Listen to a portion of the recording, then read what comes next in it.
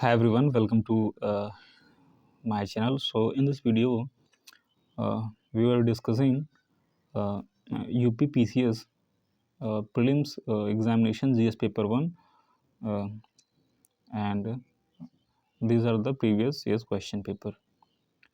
Okay, so let us see the question. So the question first is the literal meaning of the word Arya means what is the literal meaning of the word Arya? So the correct answer is superior. Superior is the literal meaning of the word Arya.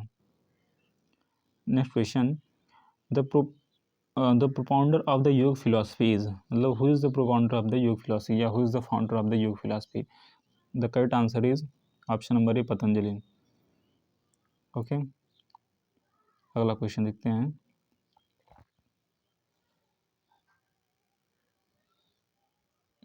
Okay, which elder ruler of Magadha murdered his father to ascend the throne and in turn was murdered by his own son? Which early ruler of Magadha murdered his own father to ascend the throne and in turns was murdered by his own son? ठीक है, तो इसका जो correct answer है वो आ गया है Ajatashatru. Option number B is the right answer. अगला question, the Manusmriti mainly deals with, Manusmriti किससे डील करती है? ओके, सो मनुस्मृति किससे डील करती है? तो इसका जो करेक्ट आंसर है option number A is the right answer, social order से. Option number A is the right answer. अगला question, who sent Hiuen Tsang as an envoy to Harsha court? कह रहा है हर्षा कोड में व्हेनसांग को किसने भेजा था एज ए इनवॉय? तो इसका जो सही answer option number A is right answer, Tai Tsung ने भेजा था. ठीक है, और ताइत्सुंग क्या था, वो चाइना में एक रूलर था. अगला question, who wrote Akbarnama? Okay, who wrote Akbarnama? तो Akbarnama was written by Abul Fazl. Option number D is right answer. अगला क्वेश्चन,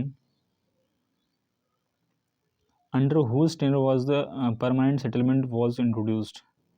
कह रहा परमानेंट सेटलमेंट किसने इंट्रोड्यूस किया था? तो इसका सही answer option number B Lord Cornwallis ने किया था. अगला क्वेश्चन देखते हैं,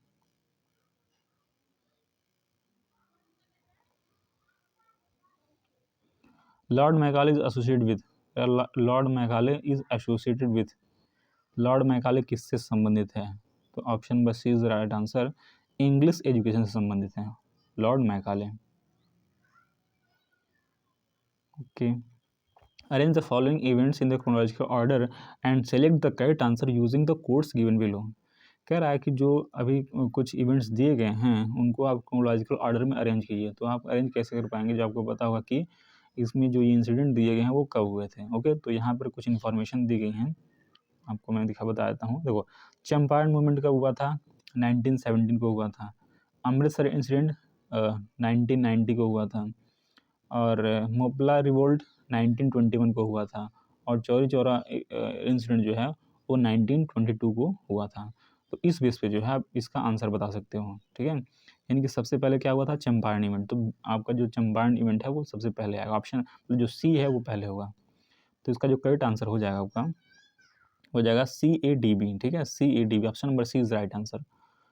अगला क्वेश्चन, कह रहा है in the Delhi session on 14 June 1947 the resolution for India's partition was passed. The session was presided over by, जो 1947 में इंडिया के पार्टीशन का जो रिजोल्यूशन पास किया गया था 14 जून 1947 में, कह रहा उस सेशन को किसने प्रेसाइड किया था, यानी उस सेशन में प्रेसिडेंट कौन थे? तो option number C is right answer, Acharya JB Kripalani was the president at that time in the 14th June 1947 when the partition of the India when the resolution of the partition of India has takes place. अगला question, who declare every blow that is hurled on my back will be a nail in the coffin of the British Empire? तो ये बात किसने कही थी? तो ये बात कही थी लाला लाजपत राय ने. Who was the founder of the all India Muslim league, कह रहा ऑल इंडिया मुस्लिम लीग के फाउंडर कौन थे। तो गलती से लगा सकते हैं सब सर सैयद अहमद का ला सकते हैं, लेकिन इसका जो सही आंसर है वो है नवाब सलीमुल्लाह खान ने, यानी कि Nawab Salimullah Khan was the founder of the AIML, all India Muslim League.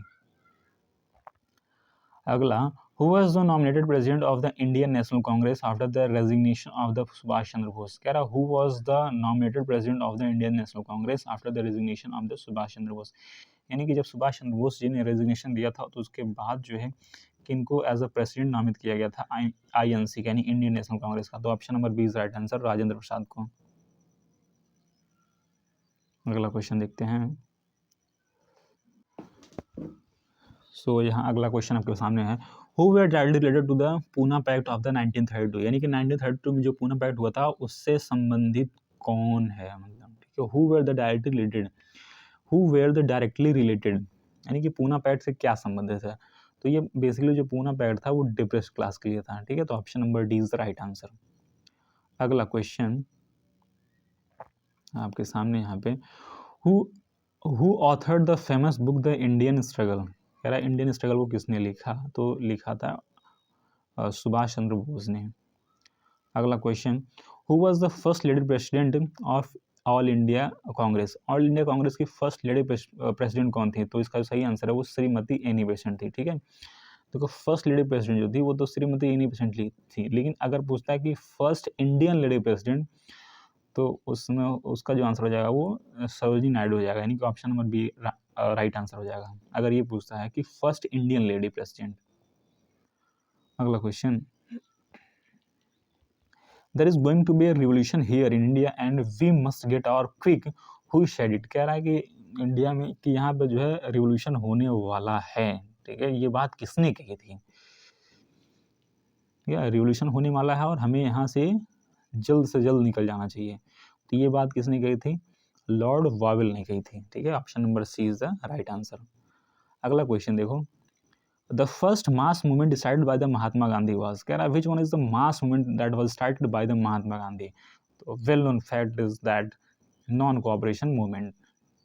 अगला question, which one of the following states has the longest coast line, भैया लॉन्गेस्ट कोस्ट लाइन किस स्टेट की है, तो option number A is right answer, Gujarat की जो है longest coast line है। Okay, let us see the next question, the flat plains along the sub Himalayan region in north India are called, कह रहा है जो फ्लैट प्लेन्स हैं जो सब हिमालयन रीजन वाला नॉर्थ इंडिया में उसको क्या कहते हैं, तो उसको भावर कहा जाता है, ठीक है, क्या कहता है, भावर, option number D is right answer. Silvassa is capital of, भैया सिलवासा किसकी कैपिटल है, तो दादर एवं नागर हवेली की कैपिटल है। Okay, the famous Blair reef near Port Blair is dying due, कह रहा famous Blair reef near Port Blair is dying due to, कह रहा जो फेमस ब्लेयर रीफ है पोर्ट ब्लेयर के नज़दीक में वो मर रहा है, ऐसा क्यों, मतलब वो खत्म हो रहा है, तो इसका जो सही आंसर है वो option number C is right answer. भैया ग्लोबल वार्मिंग से क्या हो रहे हैं, सभी इफेक्ट हो रहे हैं। Narmada and Tapti river flank, Narmada and Tapti river flank किससे संबंधित है, तो इसका सही आंसर है वो सतपुड़ा रेंज से संबंधित है। अगला क्वेश्चन, मेज crop can be grown during the, भैया मेज क्रॉप कब ग्रो किया था, तो मेज क्रॉप जो है आप कभी भी ग्रो कर सकते हो थ्रू आउट द ईयर। अगला क्वेश्चन कह रहा है in India maximum area under jute is in the state of, कह रहा है कि मैक्सिमम एरिया जो है जूट का वो किस स्टेट में है, यानी कि सबसे ज़्यादा किस स्टेट में जूट प्रोड्यूस होता है, तो वेस्ट बंगाल में सबसे ज़्यादा होता है। अगला question, the largest quantity of saffron is produced in, कह रहा है सबसे ज़्यादा क्वांटिटी सेफ्रॉन कहाँ प्रोड्यूस होता है, तो कश्मीर में होता है।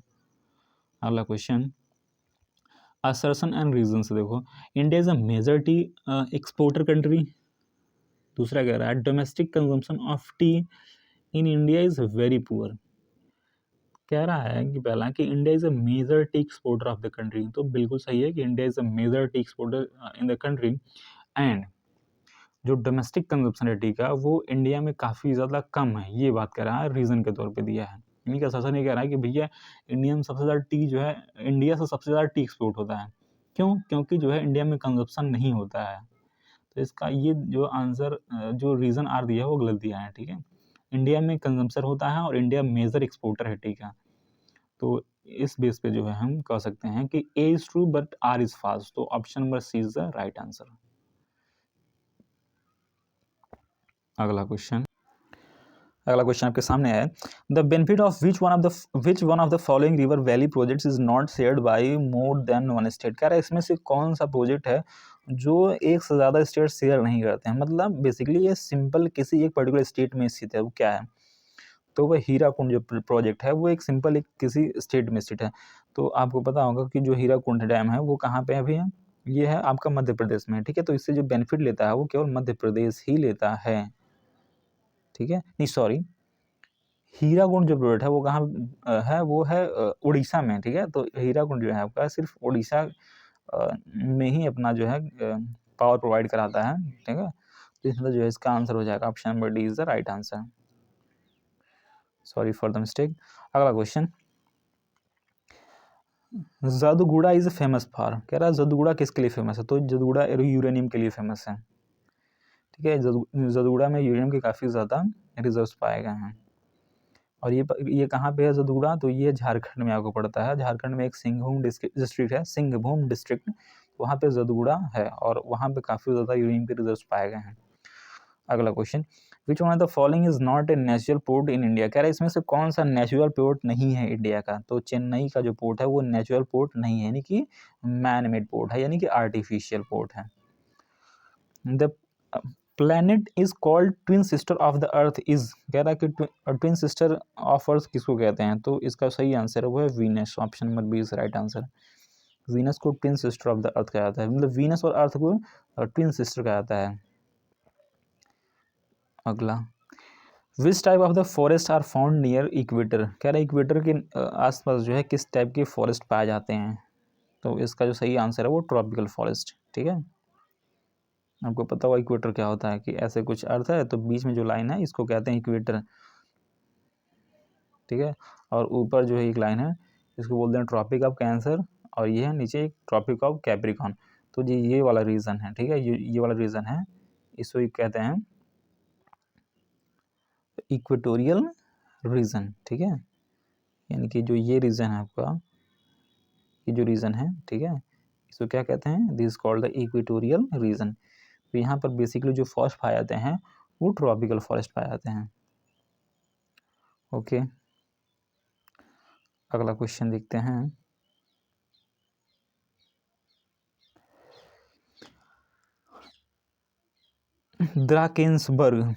द्राकेंसबर्ग इज माउंटेन ऑफ। कह रहा है द्राकेंसबर्ग कहाँ का माउंटेन है, तो option number C is right answer, South Africa में पड़ता है। अगला question, Kimberley is famous for. Kimberley किसके लिए फेमस है, तो डायमंड माइनिंग के लिए फेमस है। क्या Donbas region is famous for. भैया दोनबास रीजन किसके लिए फेमस है, तो कोल के लिए फेमस है। कहाँ पे पड़ता है, ये यूक्रेन में पड़ता है। Which one of the following pair is not correctly match. कह रहा है इसमें से कौन सा पेयर है जो करेक्टली मैच नहीं है, ठीक है।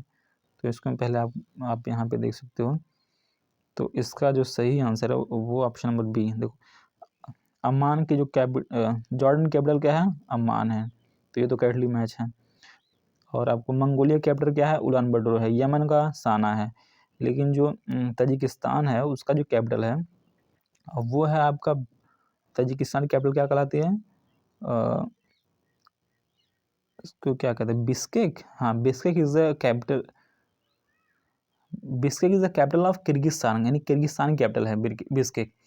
तो यहाँ पे इसने कह रहा है कि तजिकिस्तान की कैपिटल बिस्केक है, तो इस नाते जो है ये गलत है, यानी कि ऑप्शन नंबर बी जो है वही गलत है। तो चूंकि हमसे ये पूछा है कि इनसे बताओ कौन सा करेक्ट नहीं है, तो option number B is right answer. Let us see the next question, which one of the following years is a great divide year in the history of the Indian population. कह रहे हैं Indian population की history में great divide year कब है, ठीक है, किसको बोलते हैं, तो इसका जो सही आंसर है वो option number is right answer, 1921 is known as the year of great divide as population growth was scarce before that time. After 1921 India's population growth was consistent, ठीक है। Consider the following statement, area wise Chandigarh is larger than the West Bengal. और फिर कह रहा है second, as per 2000, देखो पुराना question है, ठीक है, क्या है ये, पुराना क्वेश्चन है, तो आप क्या कर सकते हो, अब इसको आप एज ए स्क्रीनशॉट ले सकते हो, ठीक है, और इसका गूगल पे सर्च कर सकते हो कि इसका जो करेक्ट आंसर क्या हो जाएगा इस अभी प्रेजेंट सिचुएशन के हिसाब से। ओके, क्योंकि ये 2001 का सेंसस लेके चल रहा है, तभी तो 21 में अभी तो 2011 में भी सेंसस हुआ था, तो इस नाते मैं इसका आंसर नहीं बता रहा हूँ, आप लोग देख सकते हो, लड़ाई क्वेश्चन है। अगला question, the urbanization India has, urbanization in India क्या है, रिड्यूस हुआ है, तो बिल्कुल रिड्यूस हुआ, reduce both birth rate and the death rate, ये हुआ है कि नहीं हुआ है, reduce both birth rate and death, हाँ बिल्कुल कह रहा है अर्बनाइजेशन इंडिया हैज़, कह रहा है जो अर्बनाइजेशन हुआ इंडिया में, ठीक है, इसका मतलब क्या पढ़ा हमें तरीके से, तो reduce birth rate and the death rate, मतलब मरने वालों की संख्या और जन्म लेने वालों की संख्या, ठीक है, दोनों में क्या आई है, कमी आई है। अगला question, the decadal growth of the urban population was highest highest in India during, कह रहा कि जो है डेकेडल ग्रोथ पॉपुलेशन जो है वो हाईएस्ट कब थी, तो 1961 टू 71 में जो है डेकेडल जो ग्रोथ थी वो काफ़ी ज़्यादा हाई थी। डेकेडल का मतलब क्या होता है, 10 सालों के अंदर जो है कितना ग्रोथ हुआ है पॉपुलेशन में, उसको बोलते हैं decadal growth of the population, यानी अर्बन पॉपुलेशन। अगला question, for better survival of the human population which of the following steps is most important, कह रहा है कि बेटर सर्वाइवल के लिए आपको कौन से स्टेप्स लेने चाहिए, तो option number D is right answer, reducing the use of natural resources, ठीक है, आपको सस्टेनेबली अगर काम करना है तो आपको नेचुरल रिसोर्स का जो है जो यूज़ है उसको आपको कम करना पड़ेगा, ठीक है, अदरवाइज सस्टेनेबिलिटी जो है इफेक्ट होगी।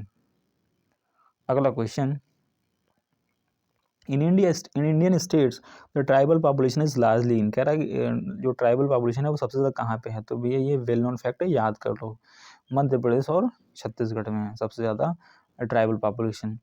Arrange the following Indian states in the degrees of the urbanization point of view, क्या अर्बनाइजेशन पॉइंट ऑफ व्यू से इनको अरेंज करो, सबसे ज़्यादा कहाँ पे अर्बनाइजेशन हुआ है, ठीक है, फिर उससे कम कहाँ पे, फिर उससे कम कहाँ पे हुआ है, तो देखो सबसे ज़्यादा फिलहाल अर्बनाइजेशन जो है आपका तमिलनाडु में है, फिर जो है महाराष्ट्र में है, फिर आपका जो है गुजरात में है, फिर आपका क्या है वेस्ट बंगाल में है, यानी कि वेस्ट बंगाल में सबसे ज़्यादा कम अर्बनाइजेशन है अगर हम इन चारों ऑप्शन की बात करें तो, लेकिन सबसे ज़्यादा कहाँ पे है, तो तमिलनाडु, ठीक है, यानी कि तमिलनाडु में सबसे ज़्यादा अर्बनाइजेशन है, तो ये वेल नोन फैक्ट है जिसको याद कर सकते हो।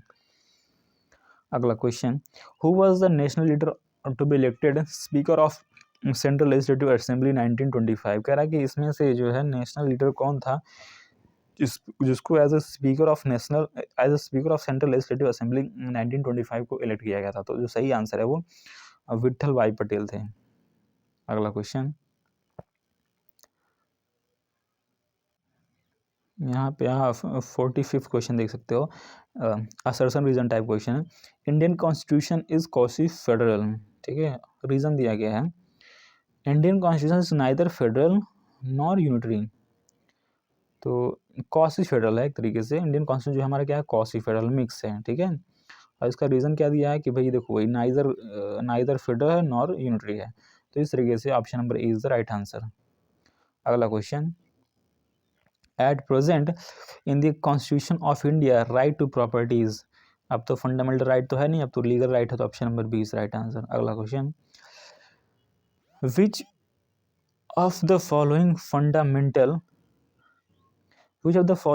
Right is not available for foreign citizen, कह रहा है कि इसमें तो कौन से फंडामेंटल राइट है जो फॉरेन सिटीजन को अवेलेबल नहीं है, तो right to freedom and expression जो है ये क्या कहते हैं फॉरेनर सिटीजन को अवेलेबल नहीं है।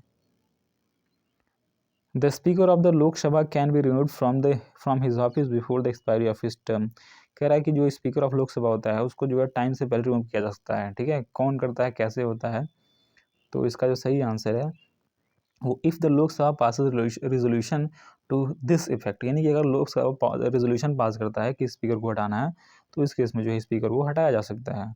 अगला क्वेश्चन, यानी कि कह सकते हो कि स्पीकर को हटाने के लिए हमें लोकसभा में क्या करना पड़ेगा, रेजोल्यूशन पास करना पड़ेगा उसको हटाने का।